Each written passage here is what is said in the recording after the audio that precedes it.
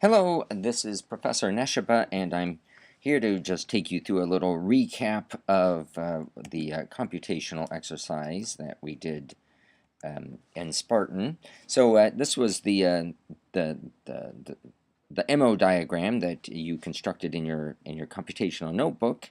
This was our attempt to reconstruct the molecular orbitals resulting from this covalent bond between hydrogen and another hydrogen atom. And so there we go. It's there's the anti-bonding orbital, the bonding orbital, and this is an energy axis. And so this down here was the what we call we called it the sigma bond, and that's the sigma star bond. And here's the view that we got when we actually looked at those orbitals. In Spartan, you can see that this bonding orbital had a lower energy, and the anti-bonding orbital had a higher energy, and so on. Now, what happened when we were trying to put together the coordinate covalent bond? This is the result of the acid-base reaction between ammonia, where ammonia brings its lone pairs to a BH3. The ammonia is the Lewis base, the BH3 is the Lewis acid, and here we've made the Lewis base adduct.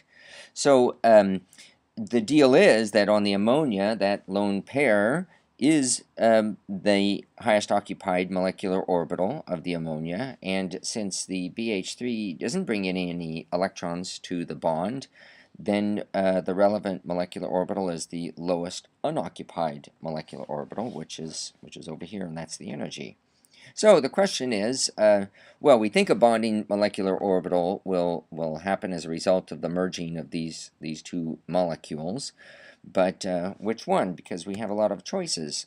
So after you built the NH3BH3 adduct, then I've just chosen a few.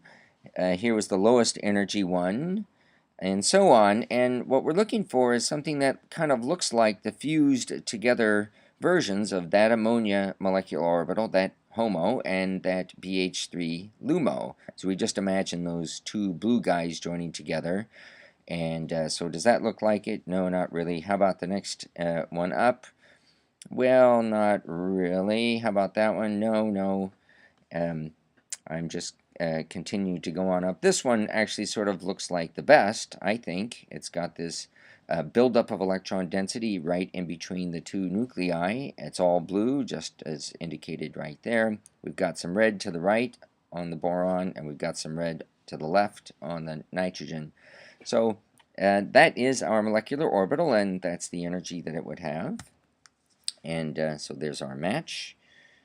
And so here's our, here's kind of our picture. We've got ammonia with its highest occupied molecular orbital joining up with BH3, its lowest unoccupied molecular orbital, and there they go. And if you do Aufbau on NH3BH3, you would find that there's plenty of enough electrons to fill up all these MOs. In fact, it goes all the way up to that highest occupied molecular orbital of the adduct.